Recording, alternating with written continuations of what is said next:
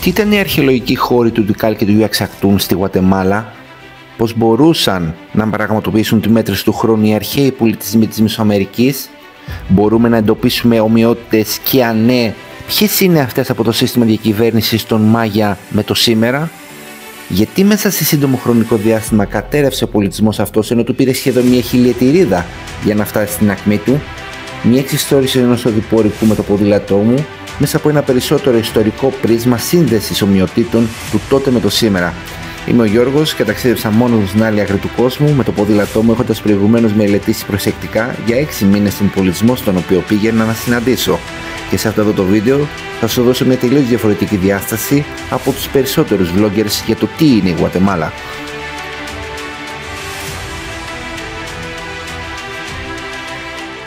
Να σας πω λίγο ότι εδώ πέρα σήμερα υπάρχουν στη Γουατεμάλα πολύ μεγάλες κινητοποιήσεις με κλείσιμο και αποκλεισμό των δρόμων. Για ποιο λόγο λέτε? Εδώ στην Γουατεμάλα υπάρχει υποχρεωτική ασφάλιση στα οχήματα, αυτοκίνητα, μηχανές. Έλα μου όμως όπου δεν υπάρχουν ποινές για όποιον δεν ασφαλίσει το όχημά του, με αποτέλεσμα να καθίσταται πολύ εύκολο η μη τήρηση του νόμου. Έτσι, απίστευτο. Και τι έκανε η κυβέρνηση? Πέρασε ένα νομοσχέδιο εδώ στη Γουατεμάλα που λέει ότι σε 45 μέρες υποχρεωμένος να έχεις ασφάλιση στο όχημά σου, ιδάλλως εγώ θα σε τιμωρώ με πέναλτι. Και για αυτόν τον λόγο, παιδιά, έχουν κλείσει όλους τους δρόμους εδώ πέρα στη Γουατεμάλα. Εκείνη την ημέρα μας μείναμε από τις 8 το πρωί έως τις 12 το βράδυ σταματημένοι στο ίδιο σημείο και γνώρισα πολλούς και υπέροχους ντόπιους ανθρώπους, οι οποίοι δεν με άφηναν να πληρώσω ούτε καν το νερό.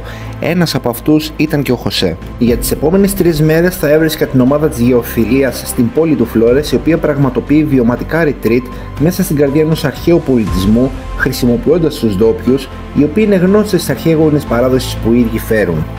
Και σκεφτείτε ότι μας έχουν κλείσει το δωμάτιο μέσα στη ζούγκλα 2 λεπτά με τα πόδια από τον χώρο του αρχαιολογικού του Τικάλ, γιατί με αυτόν τον τρόπο συνδεόμαστε πολύ περισσότερο με όλο αυτό που έχουμε έρθει να ζήσουμε εδώ. Και μπείτε λίγο στο site τους, δείτε λίγο την ιστοσελίδα τους, αξίζει να ρίξετε μια ματιά. Στον αρχαιολογικό χώρο του Τικάλ υπάρχουν 3 διαφορετικά εισιτήρια και σχετίζονται με την ώρα που ανοίγει ο αρχαιολογικός χώρος ή κλείνει. Εάν θελήσεις για παράδειγμα να πας στις 4 το πρωί που ανοίγει για πρώτη φορά ο αρχαιολογικός χώρος, θα πληρώσεις διαφορετικό εισιτήριο από αυτό που θα πλήρωνες μετά τις 6 το πρωί. Ενώ για να παραμείνεις και να δεις το ηλιοβασίλεμα θα πληρώσεις ένα ακόμη εισιτήριο. Βλέπετε αυτόν εδώ τον λόφο πίσω μου? Δεν είναι λόφος, ξέρετε γιατί? Γιατί εδώ στον αρχαιολογικό χώρο του Τικάλ γενικά έχει ανασκαφεί μόνο το 20%. Το υπόλοιπο 80% είναι ακριβώς σε αυτήν εδώ τη μορφή που βλέπετε. Η φύση έχει επέμβει, τα έχει καταπιεί κυριολεκτικά, και για να ανασκαφεί αυτή εδώ πέρα η μικρή πυραμίδα που βλέπετε, γιατί πρέπει να είναι μια πυραμίδα ή μια κατοικία, χρειάζονται περίπου 3 εκατομμύρια δολάρια από ό,τι μας είπανε, και χρειάζονται επίσης και υπερβολικά χιλιάδες εργατόρες για να μπορέσουν οι άνθρωποι που θα κάνουν αυτή τη διαδικασία να εμφανίσουν σε εμάς στο ναό και να μπορούμε εμείς να βγάζουμε αυτά τα βιντεάκια και τις φωτογραφίες. Αλλά τα περισσότερα εδώ πέρα στον αρχαιολογικό χώρο του Τικάλ είναι ακριβώς έτσι όπως τα βλέπετε. Και συνδέστε το λίγο με τα δικά μας, εσείς που βρίσκετε εκεί στην Πελοπόννησο, στο Κώστα Ναβαρίνο, κοντά στην Πύλο, διότι στην Πύλο υπάρχουν πάρα πολλά τέτοια μικρά λοφάκια, τα οποία δεν ξέρουμε αν από πίσω υπάρχουν μικηναϊκοί θολωτοί τάφοι για παράδειγμα. Μπορεί να σας φαίνεται περίεργο που σκέφτομαι με αυτόν τον τρόπο, αλλά δεν θα έπρεπε.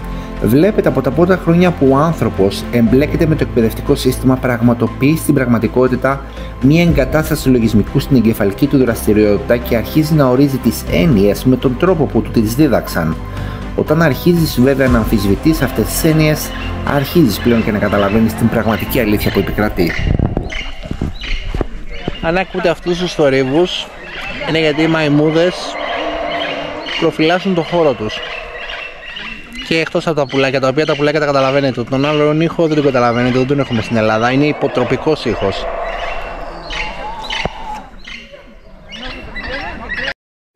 Πριν αρχίσουμε να εξετάζουμε τις πιο ενδιαφέρουσες πλευρές της κοινωνίας και της καθημερινής ζωής των Μάγια, ενός ιδιαιτέρου κόσμου, πολύ μακρινό πλευράς χρόνου και περιβάλλοντος, είναι βασικό να κατανοήσουμε ότι στην προ-Κολομβιανή Αμερική, ακόμη και το πιο συνηθισμένο γεγονός είχε μια βαθιά απόκριφη θρησκευτική σημασία.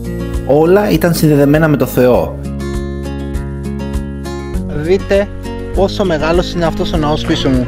Και ρωτώ εγώ εσάς, 51 μέτρα που βλέπετε εδώ πέρα, με τις γνώσεις και τεχνολογία που έχουμε σήμερα, να πάει να φτιάξεις 51 μέτρα κτίριο, αδυνατό να καταλάβω πώς θα το κάνεις, γιατί χρειάζονται εξαιρετικά μεγάλες γνώσεις και μηχανήματα, και οι άνθρωποι αυτοί, χωρίς τη γνώση, σύμφωνα με αυτά που λένε οι αρχαιολόγοι, χωρίς τη γνώση του σιδήρου και χωρίς την ανακάλυψη του τροχού, χτίσανε αυτό εδώ το 51 μέτρων ναό που βλέπετε. Πείτε μου εσείς πώς γίνεται. Η γέννηση ενός παιδιού, το χτύπημα του κεραυνού, η καλλιέργεια της οδιάς του Καλαμποκιού δεν αντιμετωπίζονταν σαν απλά συμβάντα, αλλά ερμηνεύονταν κυρίως σαν εκδηλώσεις θεϊκής βούλησης. Ο πόλεμος, ο χορός και η μελέτη των αστέρων και των κινήσεών τους ήταν όλα σημάδια επικοινωνίας με τον υπερφυσικό κόσμο. Παρατηρώντας τις πολυάριθμες πλευρές και αναγνωρίζοντας την ιδέα του κόσμου που βρίσκεται πολύ μακριά από τον δικό μας, είμαστε σε θέση να αρχίσουμε να αποκαθιστούμε πλέον την πνευματική επαφή με τα τμήματα των αρχαίων προ-κολομβιανών πολιτισμών. Άλλωστε, είναι γνωστό ότι ένας πολιτισμός δεν ξεφυτρώνει από το κενό. Οικοδομείται όμως πάνω σε ένα σύνολο πεποιθήσεων και αντιλήψεων της κοινωνίας που τον δημιουργεί και τις οποίες αυτός επηρεάζει κατά τη διάρκεια γέννησης και εξέλιξής του. Το πρόγραμμα που είχε φτιάξει η Γεωφιλία ήταν εναρμονισμένο από τον αρχαίο πολιτισμό των Μάγια. Έτσι λοιπόν την επόμενη μέρα ξεκινήσαμε λίγο πριν τις 5 το πρωί με τα πόδια για να βρεθούμε στο ναό του Μεγάλου Ιαγουάρου και να δούμε με τα μάτια μας την αυγή του νέου έτους, αφού οι Μάγια πίστευαν ότι η αρνή ησημερία αποτελεί την αρχή κάθε ημερολογιακού έτους.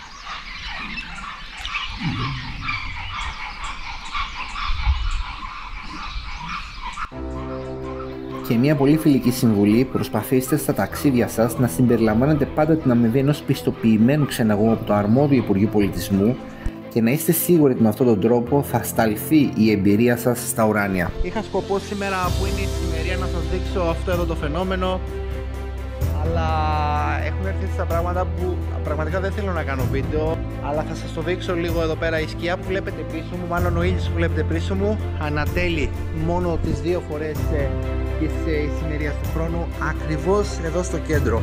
Τώρα τη σκιά δεν τη βλέπετε στο κέντρο γιατί έχει ανέβει πάρα πολύ ψηλά ο ήλιος, έχει περάσει μία ώρα από την ώρα της Ανατολής, αλλά ανατέλει ο ήλιος και η σκιά, μάλλον ο ήλιος φωτίζει το μέρος αυτό μόνο σε αυτό το κέντρο. Βρίσκομαι στο ναό νούμερο 5 ή τον μεγάλο ναό του Τζάγκορ, όπως θα το λέγανε. Η ανατολή του ήλιου συνέβη από εκεί πέρα, εμείς το είδαμε σήμερα το πρωί. Ζείτε στην Αθήνα, στην περιοχή των Θρακομακεδόνων, παρατηρήστε από πού ανατέλει ο ήλιος στην Πεντέλη από τον μήνα Σεπτέμβριο μέχρι τον μήνα επόμενο Σεπτέμβριο, και θα παρατηρήσετε ότι ο ήλιος ανατέλει δεξιά της Πεντέλης όπως την κοιτάς και πηγαίνει προς τα αριστερά, και στις 21 Ιουνίου φεύγει από αριστερά και ξαναπηγαίνει δεξιά, και ο ήλιος κάνει γύρω από την Πεντέλη αυτό εδώ το πράγμα. Αυτό που σας περιγράφω τώρα αυτή τη στιγμή, οι αρχαίοι πολιτισμοί το ήξεραν και ήξεραν να είναι συγχρονισμένοι με αυτό, διότι αυτό έφερνε κατ' ελάχιστον, αυτό που μπορώ να σας πω, την τροφή τους, διότι ξέρανε τις ημερομηνίες, ξέρανε την φύση και τον τρόπο με τον οποίο η ίδια θα δώσει τους καρπούς πίσω στη γη. Αυτό που βλέπουμε εδώ πέρα στον αρχαιολογικό χώρο του Τικάλ σήμερα είναι από το 250 μετά Χριστόν μέχρι το 1000 μετά Χριστόν. Σκεφτείτε ότι το πικ αυτού του πολιτισμού ήταν στο δικό μας μεσαίωνα και δεν μας έχουν πει ακόμα. Εγώ τουλάχιστον έπρεπε να πάρω βιβλία και να κάτσω να τα διαβάσω. Τώρα έχω φτάσει στα 30, έχω ξεπεράσει τα 30 έτη. Τι συνέβαινε στον υπόλοιπο κόσμο παράλληλα με τη δική μας ανάπτυξη στην Ευρωπαϊκή Ήπειρο, με τον ελληνικό πολιτισμό. Όταν λοιπόν εμείς είχαμε βαθύ μεσαίωνα στην Ευρώπη, αυτοί εδώ πέρα βρισκόντουσαν στο πικ, έχοντας αναπτύξει τεράστιες γνώσεις που εμείς σήμερα δεν κατέχουμε.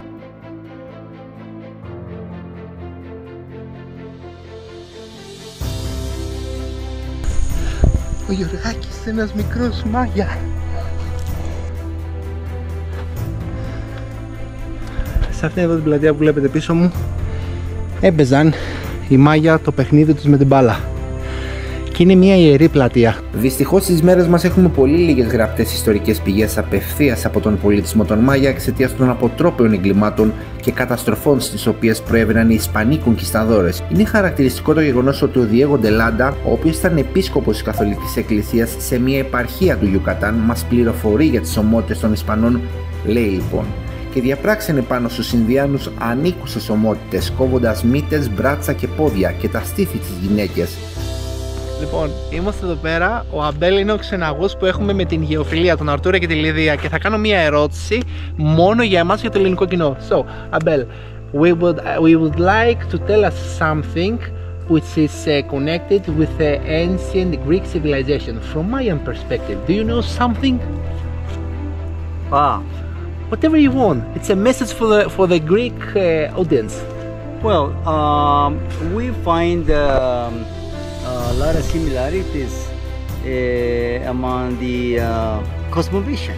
Cosmovision. The cosmovision of the Maya is basically the same as in a way, as the ancient cultures, including the Greeks, because the Greeks had their own way of understanding the creation of man and how nature was interacting through the different gods they believed on. So is in a way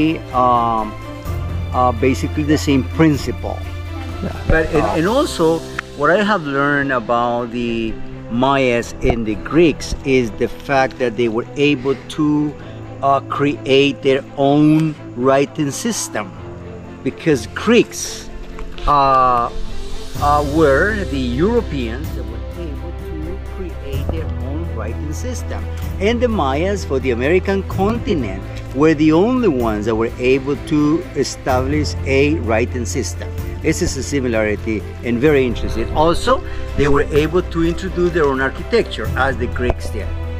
Unbelievable, guys, unbelievable. Thank you, Abel. Thank you. You're welcome. Thank you very much for your information. Thank you very much for your time.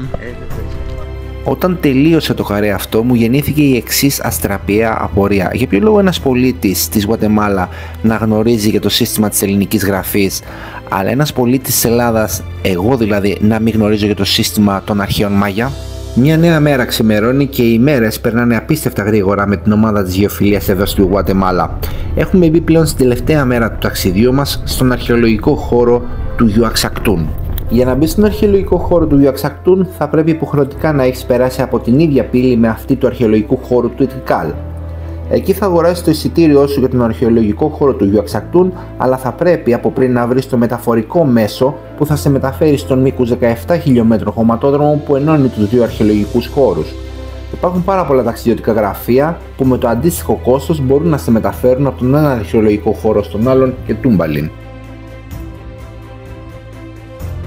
Βλέπετε πίσω μου την εξέδρα στην οποία ο πολιτισμός των Μάγια εδώ στην περιοχή του Γιουαξακτούν έκανε τις νυχτερινές του παρατηρήσεις και μπορούσε να παρατηρεί την κίνηση των ουράνιων σωμάτων και των αστερισμών το βράδυ πάνω στον ουρανό. Αυτό όμως που δεν βλέπετε είναι αυτό πίσω μου. Εδώ βλέπετε 1, 2, 3 ναούς.